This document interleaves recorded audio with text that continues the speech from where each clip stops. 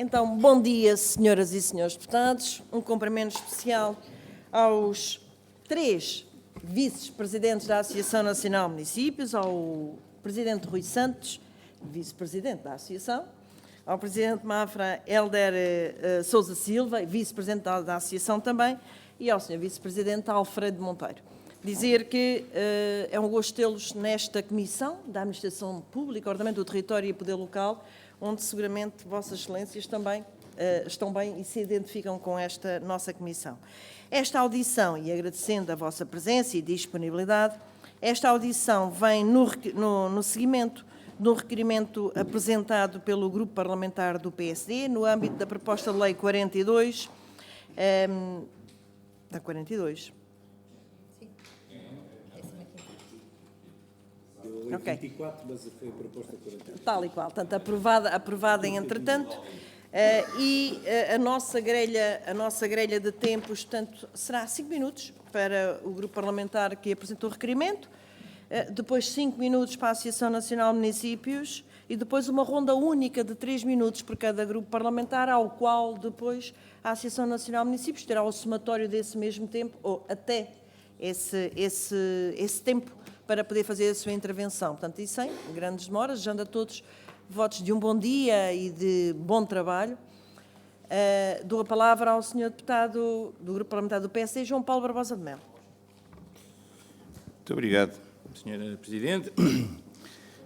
Eu queria, antes de mais, fazer minhas as palavras da Sra. Presidente, na saudação que fez aos membros do Conselho Diretivo da Associação Nacional de Municípios, agradecendo, naturalmente, a disponibilidade para vir aqui explicar algumas das coisas que para nós ainda continuam a não estar muito claras nesta matéria, que passou de uma proposta de Lei 42 para aquilo que já é atualmente, desde o final do ano passado, a Lei 24A, que tem a ver, como sabemos, com uma reconfiguração das NUTs, das comunidades intermunicipais, que foi feita com alguns, de uma maneira que nós, PSD, entendemos ser, eu julgo que nisso há um quase consenso nesta Casa, quase, porque nem todos acompanham, mas pelo menos há muitos que estão de acordo com isto, foi um processo que foi muito atabalhoado no sentido em que, e ontem ficámos a saber, já ouvimos aqui os presidentes das comissões de coordenação, ouvimos também o presidente do INE, porque esta questão das NUTs é também uma questão estatística, e vai-se tornando claro o que é que ocorreu neste processo. Foi há cerca de um ano e tal já que esta questão foi levantada no Conselho de Concertação Territorial. Eu diria que no rearranjo que foi feito na Península de Setúbal e Lisboa, foi-se construindo, até nesta Casa, um certo consenso para a bondade dessa medida, uma vez que permitia a alguns concelhos da margem sul do Tejo, aqui na área metropolitana de Lisboa, ter acesso a fundos comunitários a partir do final desta década, com mais intensos do que até agora acontecia. Esse consenso existia, essa pergunta, o próprio INE foi contactado no final de 2021, e parecia que tudo se encaminhava para que tivéssemos aqui um processo calmo, bem discutido, em que os pareceres fossem pedidos às entidades, em que todos nós pudéssemos aqui refletir sobre as consequências mais óbvias e também sobre as consequências menos óbvias que este tipo de alterações tem. Porque todos sabemos, isso é mais ou menos, se eu mexo se eu aumento, por exemplo, o tamanho de uma determinada região estatística, eu vou ter que diminuir outras. Vou ter que passar concelhos de uns para outros. Ora, a gente, quando junta concelhos num sítio, está a mexer numa série de outros sítios. E depois isto, no fim, dá uma reconfiguração que nós não sabemos qual é exatamente. Sim, podemos estar, eventualmente, a beneficiar aqueles que levaram aqui a iniciativa a avançasse, mas, ao mesmo tempo, podemos estar a prejudicar outros que, pelo facto de verem sair população dos seus territórios ou o PIB dos seus territórios, acabam depois, no final, tendo consequências não desejadas sobre o acesso aos fundos comunitários, que é algo que agora se vai tornando óbvio, depois de ouvirmos os presidentes das comissões de coordenação e de ouvirmos o presidente do INE sobre esta matéria. E nós continuamos sem perceber muito bem, por exemplo, o que é que vai acontecer à região do Alentejo, à NUTS 2 do Alentejo, uma vez que sai uma parte importante daquilo que era para fundos comunitários esta região, sai, e agora há uma incógnita sobre o que é que pode acontecer no acesso aos fundos comunitários a partir de 2027 à região do Alentejo. O que é que isto, no fundo, porque é que pedimos à Associação Nacional de Municípios para aqui estar, para aqui vir? É por uma razão muito óbvia. Quer dizer, estes processos podiam ter sido e deviam ter sido estudados, trabalhados calmamente ao longo de um ano, mas o que aconteceu foi que em pouco mais de uma semana os papéis chegaram cá, foi pedida muita urgência, o Eurostat só admitia aquela alteração se aquilo fosse feito nos 3 ou 4 dias seguintes.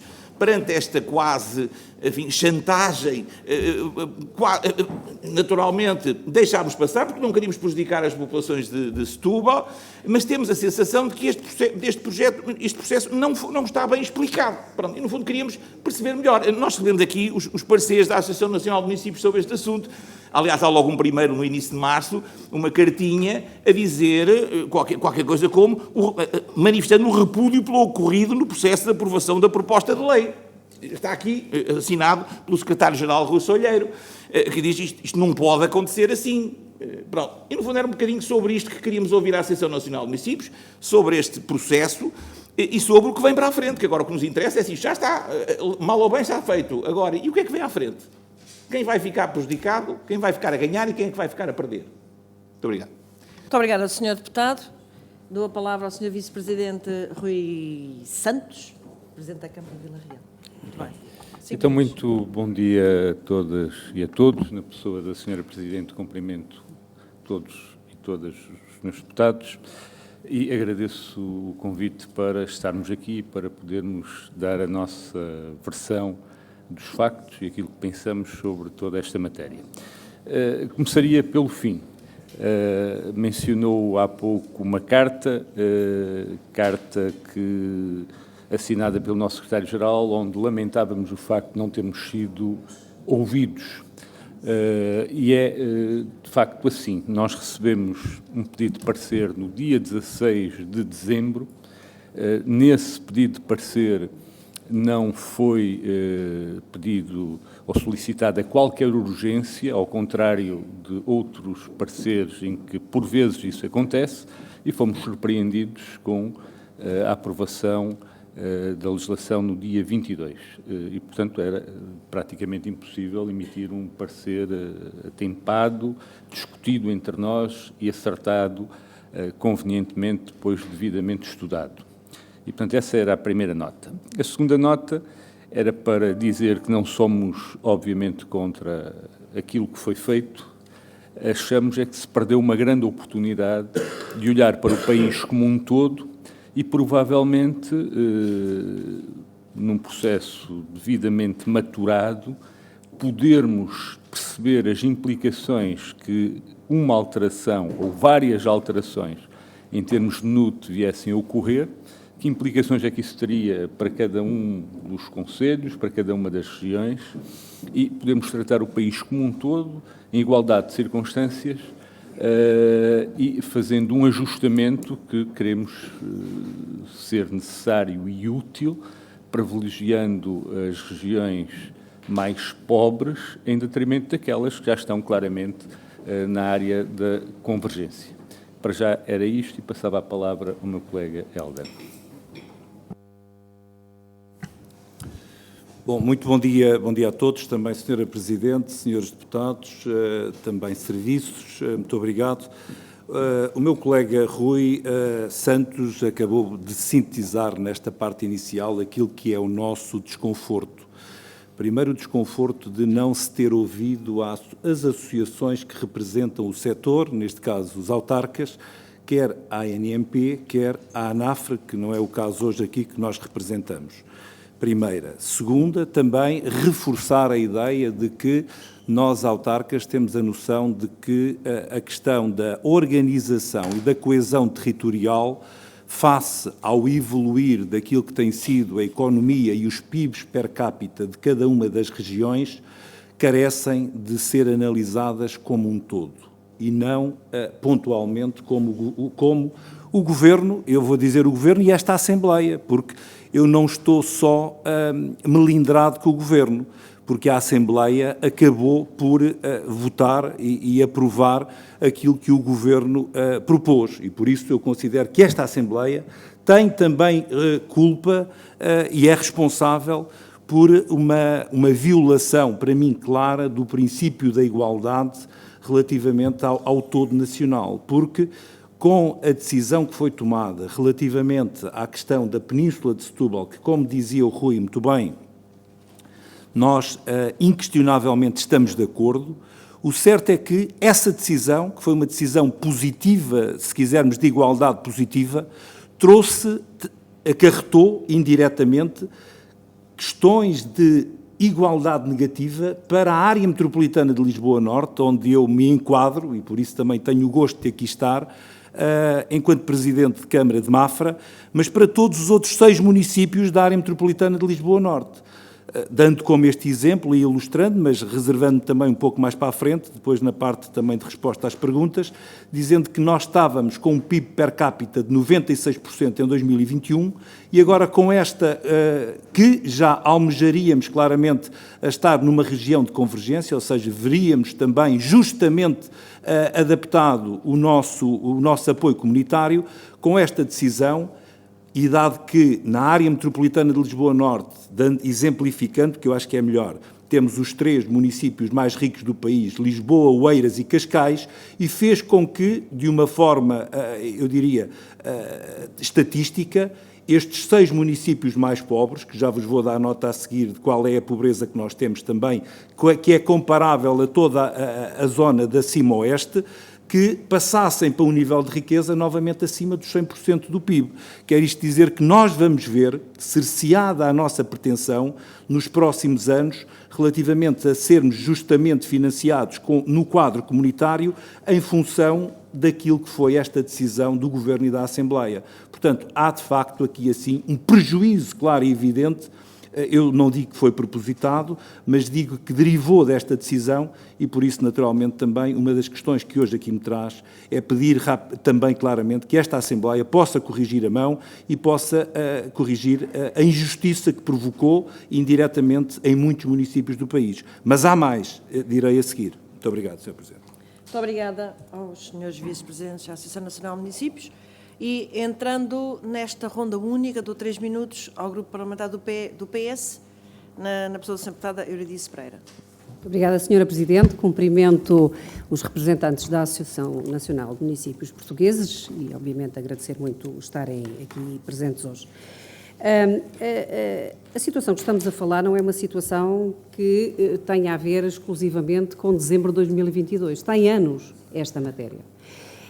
Quer relativamente ao Oeste e Val do Tejo, quer relativamente à Península de Setúbal, tem anos de discussão, tem anos de abordagem. Ainda me lembro na altura em que o PCP queria que se colocasse nas instâncias superiores europeias a contabilização de das NUTS, em vez das NUTS 2, mas das NUTS 3, para efeitos de fundos comunitários, exatamente porque a Península de Setúbal era uma NUT 3, eu acho que o Sr. Vice-Presidente se lembra bem disto, era uma NUT 3 e, portanto, era por aí que queríamos que as estatísticas relevassem para efeitos da justiça que era merecida àquela zona. Curiosamente, ao longo de anos, os 52, eu tive a oportunidade de dizer isto ontem na audição com a Sra. Presidente da CCDR de Lisboa e Val do Tejo, os 52 municípios, exatamente da região Plano, Lisboa e Val do Tejo, foram, a parte substancial deles, como sabem, foram-se afastando para efeitos de fundos comunitários e uns, a Lesíria, ligando-se ao Alentejo e os restantes ligando-se ao centro, deixaram 18 municípios, os da área metropolitana de Lisboa, apenas para efeitos de gestão de fundos comunitários. Se me permitem, eu concordo inteiramente com a Sra. Presidente da CCDR, que aqui esteve, de Lisboa e Val do Tejo, que aqui esteve ontem, quando ela refere que, efetivamente, isso sim era uma situação perfeitamente inaceitável e retomou-se a ordem natural, que são os municípios que pertencem a Lisboa e Val do Tejo, terem na CCDR de Lisboa e Val do Tejo a sua resposta de fundos comunitários. Eu gostaria também de vos dizer que, em 2021, muitas iniciativas sobre este assunto decorreram nesta Assembleia da República, que provocou vários debates, nomeadamente iniciativas promovidas pelo próprio PSD, que agora já acha que tudo isto foi resolvido num estalar de dedos, nomeadamente a 1 de junho de 2021, que provocou um debate de urgência, cujo porta-voz do PSD foi o senhor deputado Fernando Negrão, que, entretanto, ainda não conseguimos tê-lo aqui connosco durante estas audições, o que era sempre bom, mas para referir-vos o seguinte: depois de tanta discussão, é estranhíssimo e atabalhoado, sim, a posição do PSD quando chega aqui e, de facto, diz que isto tudo ocorreu sobre um processo de chantagem em dezembro de 2022. Eu queria, no entanto, e reconhecendo que o processo, vou mesmo terminar, Sra. Presidente, e porque não tenho mais tempo e gostaria muito de ter, e porque tenho, de facto, há necessidade de fazer aqui uma pergunta muito rápida à Associação de Municípios, sendo verdade que o processo na reta final foi extremamente rápido, porque tinha que ser entregue, de facto, em Bruxelas, apesar de já haver há muito tempo, mas as perguntas que eu gostaria de fazer são... Eu termino mesmo, Sra. Presidente. É se, à semelhança dos presidentes das CCDRs, foram também ouvidos no âmbito do Conselho de Concertação Territorial em janeiro de 2022 e se o vosso e-mail, que vem na documentação da 13ª, de 10 de novembro de 2022, ou seja, 3 dias depois de terem dado a PPL 42 na Assembleia da República, os senhores enviaram para os municípios para que eles se pronunciassem, porque tinham depois que se pronunciar, até 18 de novembro de 2022, portanto, ou seja, anteciparam-se à pergunta da Assembleia da República, a partir do momento em que a PPL entrou na Assembleia da República, que respostas é que receberam? Não foi só a resposta de Vila do Rei. Muito obrigada. Muito obrigada, Sra. Deputada. De Rei. Dou a palavra ao Grupo Parlamentar do PSD, na pessoa da Sra. Deputada Fátima Ramos. Muito obrigada, Sra. Presidente. Cumprimento os senhores vice-presidentes da Associação Nacional de Municípios, a quem começo por agradecer todo o trabalho que fazem em prol dos municípios, porque, ao fazerem esse trabalho em defesa dos municípios, estão a fazê-lo em defesa das populações do nosso país. Em segundo lugar, penso que está aqui mais do que evidente, quer nas audições que já fizemos, quer naquilo que os senhores hoje disseram, quer no parecer que enviaram, que, de facto, este processo foi resolvido de forma atabalhoada. E, se não vejamos, como foi ainda agora aqui dito pela Sra. Deputada, há um processo que começa em janeiro e o que é certo é que há um pedido de parecer à Associação Nacional de Municípios só em dezembro. O que significa que de janeiro a dezembro parece que ninguém se lembrou que existiam entidades extremamente importantes, como a Associação Nacional de Municípios, como a Associação das Freguesias, a quem não foi dada a oportunidade de pensar no assunto, de se manifestarem sobre o assunto. Portanto, gostava um primeiro comentário. Segundo ponto, uma lei só é boa se ela é justa para todos aqueles que estão nas mesmas condições e, mais ainda, se não prejudica outros. E, pelo que nós ouvimos aqui, ficamos com a sensação que, de facto, esta lei não é boa para todos os que estão nas mesmas condições e nós tivemos aqui acesso a um parecer vosso relativo à reunião de 7 de fevereiro, em que dizem claramente, a questão que se coloca é se não haverá situações análogas que justifiquem a aprovação de idênticas medidas. Pelo que, esta é logo uma pergunta, que situações é que têm conhecimento que justificariam medidas similares a esta? Há bocado, o vice-presidente Helder deu o exemplo de um caso concreto da zona norte da área metropolitana de Lisboa, mas certamente existirão outras, isto é, com municípios que estão em NUTS e cujos indicadores desses municípios estão muito desfasados do que é o resto dessa mesma NUT. E, portanto, gostaríamos que nos dissessem e nos falassem sobre isso. Por outro lado, também numa análise que já fizemos, e gostávamos que nos confirmassem, se os senhores já estudaram, que com a saída da Lesíria do Tejo, como a Lesíria tem uma grande população, em contrapartida o Alentejo tem pouca população e tem, por exemplo, Sines, com empresas capital intensivas, com um bom nível de contributo para o PIB. Ou seja, ao reduzirmos o denominador, em termos de população, se nós não corremos o risco de o Alentejo, eventualmente, poder sair daquilo que antes eram denominadas zonas de convergência e que agora são zonas desfavorecidas. Ou seja, se o senhor já tem essa análise. E a minha pergunta e esta preocupação em relação ao Alentejo é porque achamos que, de facto, seria uma situação da maior injustiça. Isto é, nós não podemos, para beneficiar uns, prejudicar outros.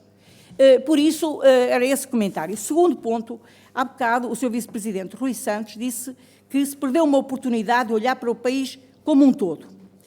E por isso a grande questão é o que é que nós podemos ainda fazer para corrigir este erro e para tornar o processo mais justo. Muito obrigada. Muito obrigada, Sra. Deputada. A Sra. Deputada Euridice Pereira, pretende?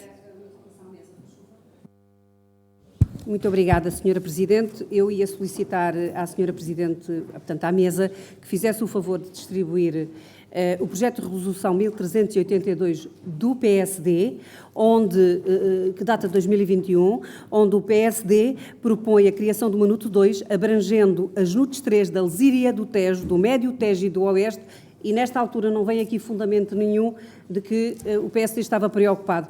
Portanto, talvez recordar à senhora deputada a resolução que aprovou, que propõe aquilo que hoje diz o contrário. Muito obrigada, senhora.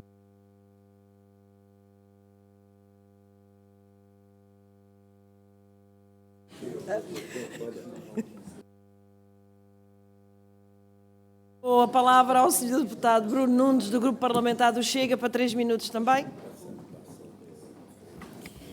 Sra. Presidente, bom dia. Antes de mais, saudar na sua pessoa todas as mulheres que desempenham funções nesta Assembleia, neste Dia Internacional da Mulher. Depois, saudar a presença dos senhores vice-presidentes da Associação Nacional de Municípios. E dizer-vos que a vossa declaração é que acaba também por ser surpreendente para mim. Nós vimos, de facto, o despacho, o parecer que foi enviado pela Associação Nacional de Municípios, temos acompanhado o processo, sabemos aquilo que foi a parte atabalhoada que já foi explicada, etc. Os senhores até hoje ainda não tomaram mais nenhuma posição. Vir aqui dizer que a Assembleia da República tem responsabilidade, a primeira pergunta que lhe deixo é se a Associação Nacional de Municípios acha, portanto, segundo as suas declarações, que este ponto não deveria ter sido aprovado, que a Assembleia da República não deveria ter dado a mão a resolver o problema, penalizando todas as CIM e todas as NUT que já estavam criadas. Esta é a primeira pergunta. Depois deu o exemplo, eu percebo que não consiga despir a camisola, mas deu o exemplo da Câmara Municipal de Mafra, onde é Presidente. Pelo que eu sei, a Câmara Municipal de Mafra já apresentou uma moção em Assembleia Municipal que tinha a intenção de estar presente no Manuto já depois deste processo estar feito. Portanto, o senhor não está aqui na qualidade de Presidente de Câmara, está aqui na qualidade de Vice-Presidente, não vamos mostrar as coisas. A última pergunta que lhe deixo muito claramente é que, dada toda esta indignação que nós compreendemos, porque achamos que a Associação Nacional de Municípios, achamos, e não somos nós que achamos, é a lei que o determina, devia ter emitido um parecer que é obrigatório que fosse emitido, visto que Vossas Excelências não deram o parecer e que estão tão indignados com o comportamento de toda a gente, se fazem questão de, sendo este princípio de não auscultação da Associação Nacional de Municípios, torna esta lei uma violação clara e uma ingerência clara na autonomia do poder local, se considera a Associação Nacional de Municípios que deve interceder junto do Tribunal Constitucional e tem Vossas Excelências coragem para pedir a inconstitucionalidade desta norma. Obrigado. Muito obrigada, Sr. Deputado. O Sr. Deputado João Paulo Barbosa Melo pretende? Vou fazer uma pequena interpelação à mesa sobre a condução dos trabalhos. Uau! Muito obrigado. Era só para, enfim, acho que era importante que aqui todos, esta Câmara não tem tutela sobre os Presidentes de Câmara. Os Presidentes de Câmara aqui são nossos convidados para vir explicar aquilo que aconteceu do seu ponto de vista e é para isso que estamos aqui e é para isso que queremos aqui ouvi-los. Mas a Assembleia da República não tutela as câmaras municipais de Portugal. Claro que não, Sr. Presidente. Sr. Deputado, Sr. Deputado Bruno Nunes pretende? Força. Sr. Presidente, não querendo entrar neste diálogo, as expressões de enquanto Presidente de Câmara e de utilização da Presidente de Câmara foi do seu Vice-Presidente. Eu estava a enquadrar que estamos numa audição com a Associação Nacional de Municípios e não com o Sr. Presidente de Câmara, e por isso que deveria ficar clara essa situação. Obrigado. Muito obrigada, Sr. Deputado. Senhores e senhores deputados, caros representantes da Associação Nacional de Municípios, portanto, tivemos 3 intervenções que faz até ao tempo de 9 minutos para a vossa intervenção. Muito obrigada. Muito obrigado. Eu tentarei ser breve e sintético até para passar a palavra aos meus colegas. Eu fui deputado nesta Assembleia da República e para mim é absolutamente indiferente, na circunstância em que estou hoje, se estas questões foram debatidas pelo PS, pelo PSD, pelo Chega, pelo CDS. A mim o que me importa são as populações em concreto e a justiça relativa no país. Eu sou de uma região, e já agora peço desculpa por não conseguir despir a camisola, em que uma comunidade intermunicipal, a comunidade intermunicipal do Douro, em que dos 19 municípios, 16 estão abaixo, estão na designada morte social, isto é, têm um PIB per capita inferior a 75% da média nacional.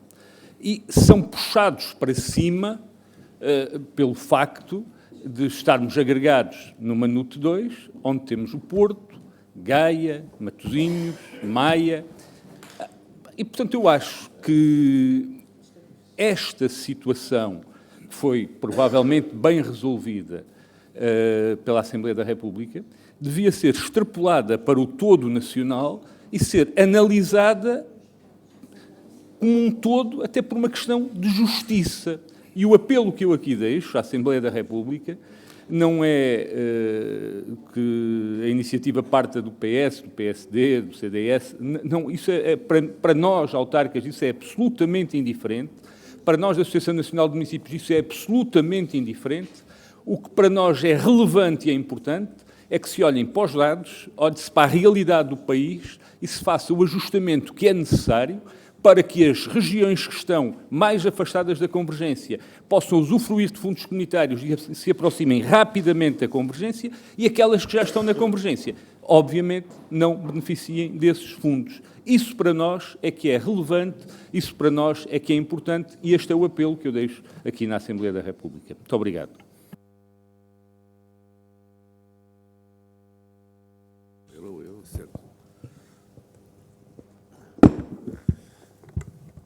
Bom dia a todos também, um enorme prazer estar aqui uma vez mais convosco. Portanto, os meus colegas deram o quadro com o entendimento da Associação em relação a este processo. No que foi, digamos, um calendário muito apertado para a aprovação na Assembleia da República e, de facto, efetivamente, a Associação não teve condições de emitir presidente. Agora, é verdade que há também um entendimento de que, aliás, também defendo isso, sempre defendi, a coesão nacional. E, portanto, precisamos de ver o país num todo. Mas, por outro lado, precisamos resolver problemas com muito e muito tempo.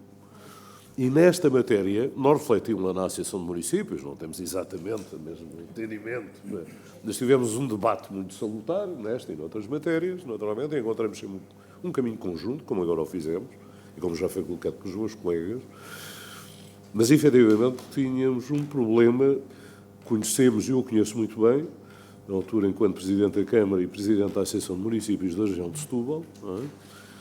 Do que foi, de facto, um enorme malefício para a Península de Setúbal, quando deixou de ter, no tempo do governo, em 2014, PSD, CDS, foi extinta a NUT 3, deixou de ter, digamos, dados estatísticos, o que provocou, de facto, uma situação de enorme prejuízo, porque quando nós colocamos esta questão dos fundos comunitários, ainda há pouco numa intervenção é referido isso, para ter mais alguns fundos comunitários. Não é disso que estamos a falar. Do que estamos a falar é de uma enorme diferença, quer no que se refere ao caso concreto da Península de Setúbal, e nós não estamos aqui, não estou para, digamos, a defender a Peninsula de Setúbal, não há nada disso, e o seu quadro na coesão nacional, sim, vou avançar rápido, claro.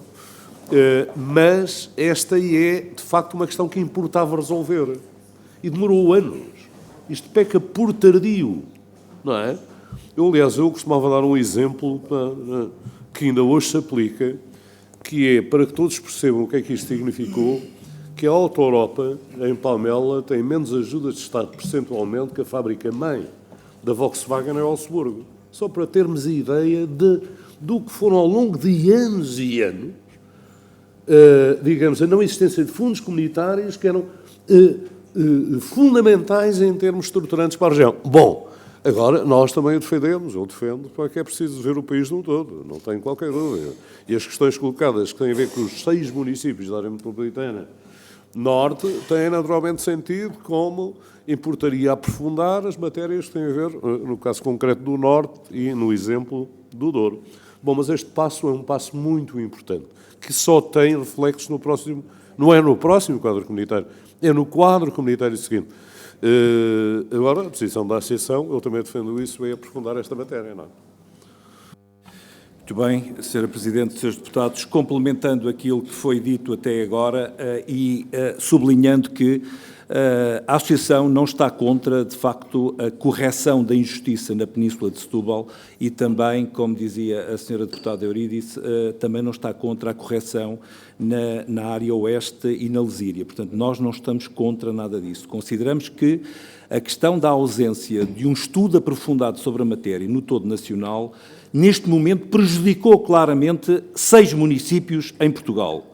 Um desses municípios é o meu, e já agora respondendo também ao Sr. Deputado Chega, nós fizemos chegar em tempo e na oportunidade 2 moções, Sr. Deputado, uma muito tempo antes e outra juntamente à decisão desta Assembleia. Portanto, o município que eu tenho a honra de presidir, que hoje não o represento aqui, alertou esta Assembleia em devido tempo sobre a matéria. Dito isto, dizia eu que esta ausência de um estudo que veio agora com a decisão que foi tomada por esta Assembleia, e é preciso que a Assembleia tenha nota disso, de que Mafra, Vila Franca, Loures, Odivelas, Amadora, Sintra, estão hoje verdadeiramente prejudicados com esta decisão. Porquê?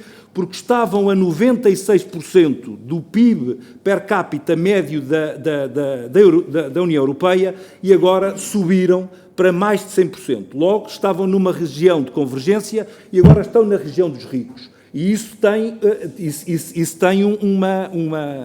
uma consequência, que é, no próximo quadro comunitário, em vez de recebermos a 60% os apoios comunitários e em vez de recebermos de uma fatia maior, vamos continuar neste prejuízo que já vem de trás, leia-se, porque a questão de Lisboa, Oeiras e Cascais pertencer a esta NUT 2, onde têm estado os 18, tem sido altamente prejudicial para os outros 15, que agora 9 se autonomizam e bem, que é a Península de Setúbal, mas ficam 6 reféns e mais prejudicados porque viram aumentar o seu PIB per capita indiretamente, ou seja, estatisticamente, sem que na prática o tenham. Eu deixo-vos só uma nota que é como é que os presidentes de Câmara destas 6 autarquias vão competir com os presidentes de Câmara da CIME Oeste, onde têm a 85% de milhões e nós temos a 40% de tostões. E quando se compara economias, quando se compara o rendimento das famílias, quando se compara a atratividade territorial, estamos em perfeita desvantagem.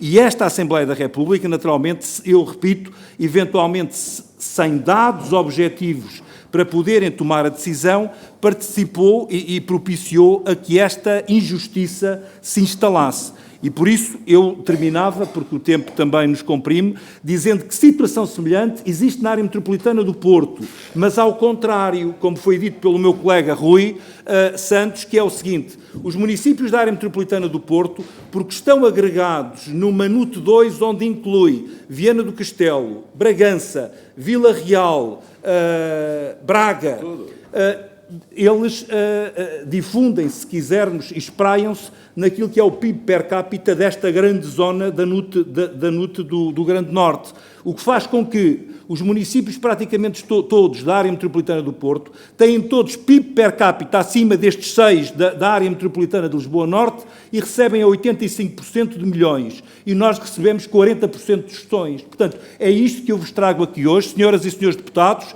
e estes presidentes de câmaras estão altamente insatisfeitos, lesados.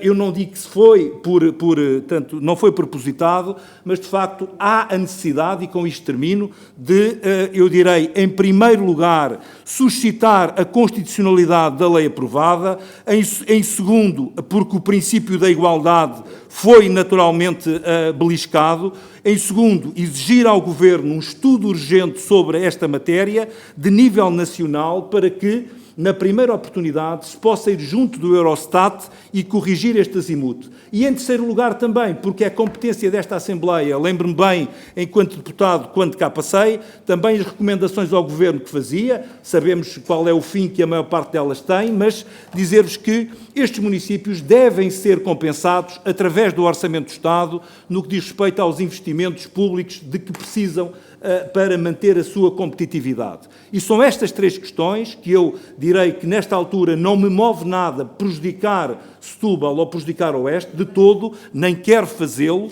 mas o que queria era sensibilizar os seus deputados e a Assembleia para esta injustiça que foi criada e para a necessidade de a corrigir, eu direi, com estes 3 vetores que hoje aqui vos deixei. É tudo, Sra. Presidente, muito obrigado. Eu falo um bocadinho enfaticamente porque isto, de facto, toca-me profundamente, porque são injustiças muito grandes que nós, como diria Sofia de Melbreiner, uma poetisa do Porto, vemos, ouvimos e lemos, não podemos ignorar.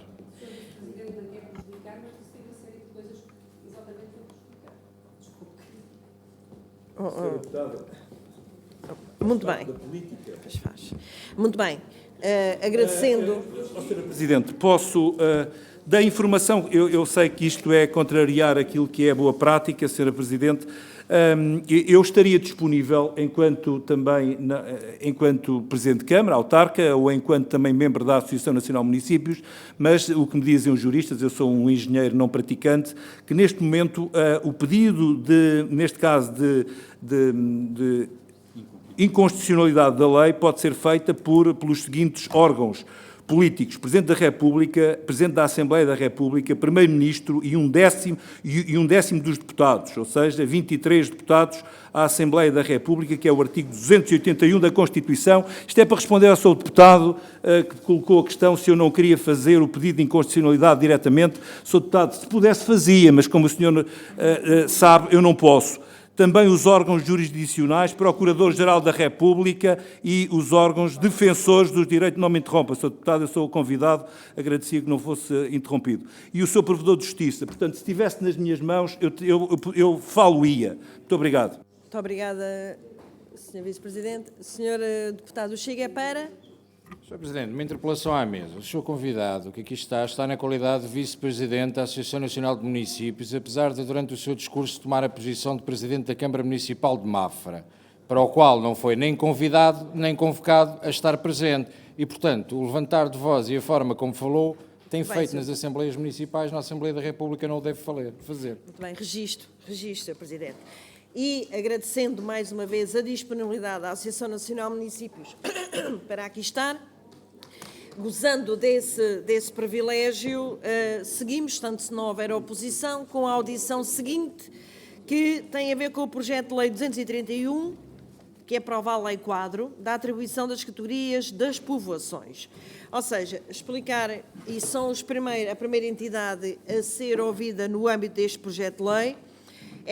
Um conjunto de audições foram propostas pelos vários grupos parlamentares, que vai desde a EDREL, a Direção-Geral do Território, a Associação Nacional de Freguesias e de Municípios, assim como a Associação Portuguesa de Demografia e a Direção-Geral das Autarquias Locais. Portanto, e sem grandes demoras, portanto, esta, como não é requerimento, é no âmbito, portanto, deste projeto de lei, dava a palavra já... Portanto, não tenho as entidades, portanto, dou 5 minutos à entidade. Portanto, eu dava 5 minutos, sim. à Associação Nacional de Municípios. Sr. Muito Presidente. bem. Muito obrigado, Sra. Presidente. A Associação Nacional de Municípios emitiu parecer e deixou absolutamente claro que não tem nada a opor ao projeto em apreço. Bem, pelo contrário, acho que foram introduzidos aqui aspectos inovadores e clarificadores de procedimentos de elevação de vila ou cidade e, portanto, parece-nos que o nosso parecer é claro, é objetivo e a nossa posição ficou bem explicitada. Muito obrigado. Muito bem, Sr. Vice-Presidente. Dou a palavra ao Grupo Parlamentar do PS. Na pessoa Pedro Delgado Alves. Muito obrigado, Sr. Presidente. Também serei sintético, agradecendo naturalmente o parecer já emitido no âmbito, o parecer por escrito emitido pela Associação Nacional de Municípios, efetivamente no âmbito das audições feitas relativamente a esta alteração legislativa.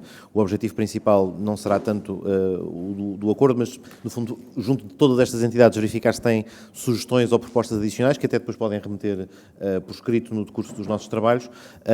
A iniciativa, o seu objetivo principal foi, por um lado, repor em vigor um regime jurídico que foi inadvertidamente revogado quando se revogou o regime da criação das freguesias e, portanto, desapareceram os critérios, e é uma matéria, efetivamente, que tendo um impacto, enfim, que financeiro é escasso para quase não dizer inexistente, quanto muito o município que quer alterar as armas do município, caso venha a ser elevado a velocidade, poderá fazê-lo, mas é uma matéria negligenciável, tem muito a ver com a autoestima das populações e com o seu impacto. E, portanto, fundamentalmente, se no decurso destes trabalhos da parte da ANMP entenderem pertinente reforçar ou sugerir outros critérios de atribuição, é esse o aspecto que poderá eventualmente ser um contributo relevante, sendo que é matéria efetivamente transversal municípios e freguesias, ou seja, tanto encontramos circunstâncias em que temos freguesias com sede em cidades ou em vilas ou em apenas lugares, como também encontramos uma diversidade grande de municípios. Aliás, os presentes aqui hoje não só temos, aliás, tem um caso particular, uma cidade que tem por designação vila, no caso do Sr. Presidente da Câmara Municipal de Vila Real, e a lei é clara nesse aspecto, ou seja, pode-se conservar a designação tradicional, o que não significa que adquiriu o lastro histórico, o que não impede que depois a categoria da povoação seja outra, e mesmo outras circunstâncias em que povoações que reúnam requisitos para ser cidade, que continuem a optar por ser vila. Não me imiscuo aqui na opção que o município de Mafra queira tomar, mas no limite é daqueles casos que poderia preencher os requisitos, mas também a lei é clara da nota que não há nenhuma obrigação e, portanto, muitos municípios preferem, precisamente, por razões históricas, conservar, e são vários os exemplos nesse sentido. Portanto, é uma lei que procura ser flexível e é no âmbito desta flexibilidade que agradecemos a vossa colaboração, o parecer, e naturalmente, não necessariamente hoje, mas até no decurso do que vamos ouvir das outras entidades, se reformularmos as propostas, estamos totalmente abertos e disponíveis para acolher os contributos da Associação Nacional dos Municípios Portugueses. Muito obrigado. Muito obrigado, Sr. Deputado. E dou a palavra ao Grupo Parlamentar do PSD pelo Sr. Deputado Jorge Paulo Oliveira. Muito obrigado, Sr. Presidente. Cumprimento em nome do parlamentar do Partido Social Democrata os representantes da Associação Nacional dos Municípios Portugueses. Agradecer desde já também a circunstância de nos ter enviado o vosso parecer.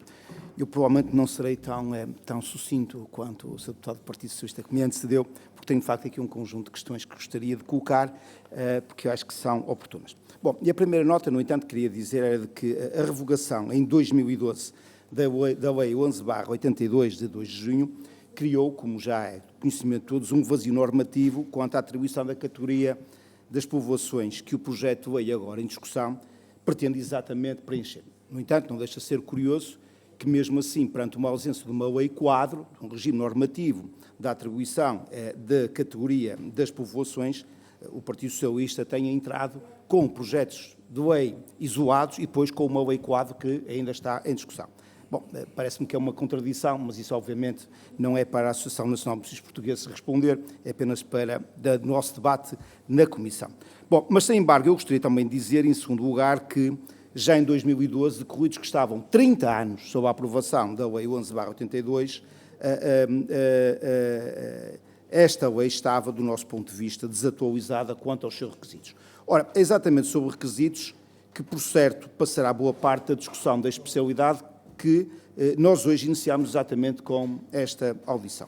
Ora, e neste contexto o que gostaríamos de saber, desde logo, é se, além dos requisitos que estão previstos na iniciativa em apreciação, se faria ou não sentido consagrar igualmente e agora refiro-me à elevação das povoações à categoria de vila, a existência de, algo que não está plasmado neste diploma, transportes coletivos, a existência de um espaço cidadão, um espaço empresa ou loja de cidadão, a existência de um recinto de espetáculos ou recintos de natureza cultural ou artística, a existência de uma creche ou um estabelecimento de ensino pré-escolar, a existência de um empreendimento turístico, pode ser apenas um alojamento local, pode apenas.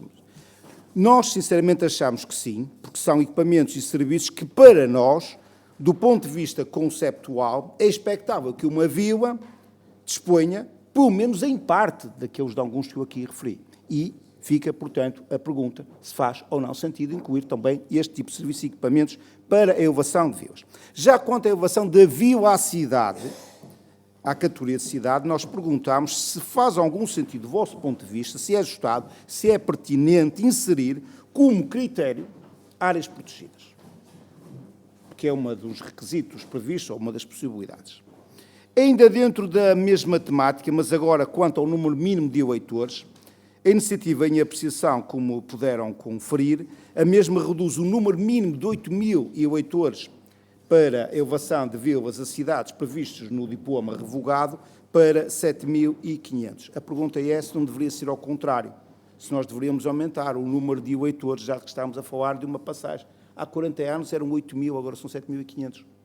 Mas fica a pergunta, podemos até achar que deveria ser muito menos do que isto. Enfim, a pergunta fica feita. Ainda assim, gostaria de perguntar também qual a vossa opinião, se é que é possível dar, sobre a sugestão da Academia das Ciências de Lisboa de estabelecer limites demográficos diferentes para os territórios de baixa densidade. Estou quase mesmo a terminar, Sr. Presidente, ainda faltam 2 perguntas. Para fechar esta temática dos requisitos, o que nós gostaríamos de perguntar é se deveríamos ou não apertar a malha dos requisitos e não a alargar, de modo a evitar uma banalização da atribuição destas 2 categorias. Eu não estou a afirmar, estou a perguntar, estou apenas a questionar e a lançar para o debate. Um segundo algo, e agora mesmo para terminar, Sra. Presidente, tem a ver com a legitimidade para a propositura de elevação à categoria para a qual deixámos uma pergunta muito simples, mas também muito direta. Como repararam, o número 2 do artigo 18, do artigo 8º do projeto de lei, estabelece múltiplas alternativas para o impulso procedimental. O que nós gostaríamos de saber é se não seria mais coerente, e diríamos mesmo até mais seguro, seguir o modelo que adotámos no regime jurídico da criação de freguesia, criação, modificação e extensão de freguesia, isto é, a iniciativa partiria sempre de uma Assembleia de Freguesia, com um parecer da Junta de Freguesia, com uma deliberação por maioria absoluta depois da própria Assembleia de Freguesia, com a sua remessa à Assembleia Municipal, com parecer da Câmara Municipal e uma deliberação final da Assembleia ou das Assembleias Municipais chamadas à coação. Era esta a pergunta final que fica. Muito obrigado, Sr. Presidente. Muito obrigado, Sr. Deputado. Senhores Vice-Presidentes, portanto, não há mais nenhuma intervenção, tem até 6 minutos. Exatamente. Muito rapidamente. Eu percebo a tentativa de densificar alguns requisitos, ou pelo menos em parte alguns requisitos, até porque também na reversão de uniões de freguesias ou criação de freguesias, isso é explicitado e é contemplado. Percebo também que valeria a pena pensar na aplicação desses requisitos em territórios de baixa densidade, serem diferentes dos requisitos em territórios de maior densidade. Isso, para mim, é absolutamente claro. Mas a Associação Nacional de Municípios deixará, com certeza, que esse tema, ou esses temas, sejam debatidos na Assembleia da República, pelos partidos, e depois tomaremos a nossa posição e daremos o nosso parecer em função daquilo que venha a ser o vosso debate e a vossa proposta. Muito obrigado.